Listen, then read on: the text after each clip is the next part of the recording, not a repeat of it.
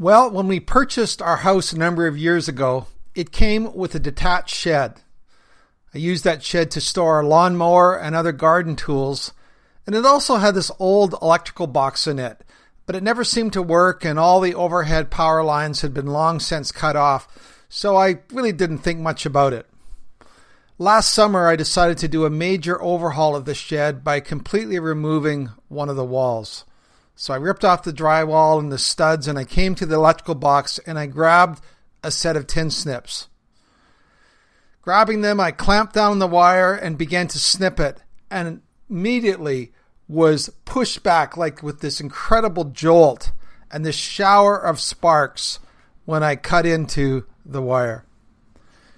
You know, upon careful examination later, I discovered that someone had run underground from our house to the shed a 220 volt line, and then it ran up through the wall and to this power box.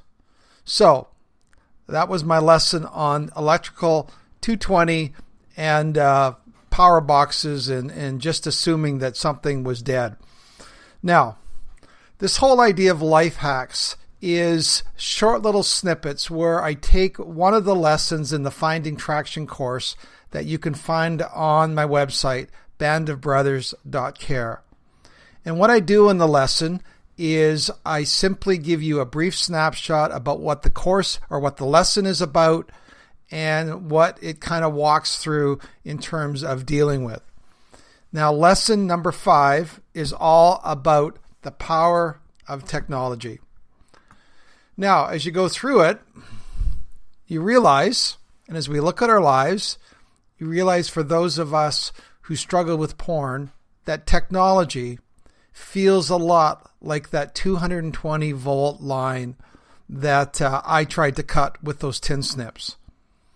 You know, when I first discovered high-speed internet, it was like getting hooked directly into the matrix. Let me just say this. Any efforts to deal with our porn compulsions will require us to deal with the power of technology. Any effort to deal with the underlying issues behind our porn use will first require us to find a way to turn off that stream, which is essentially running directly into our virtual cerebral cortex. It's like a 5-lane freeway that we have to find a way to shut down. It would be kind of like you taking your car in for even a tune-up, let alone a major engine repair.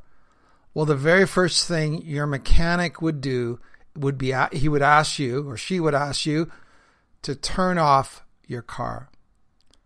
Well, lesson 5 is all about how to turn your car off, specifically when it comes to technology. So let me just say this, when it comes to your day, I hope you have a great day. I would encourage you, if you ever contemplate cutting through power lines with tin snips, you first look at as to where that power line runs from. But again, lesson 5, I encourage you to take a look at, and I hope you have a great, safe day. Until next time.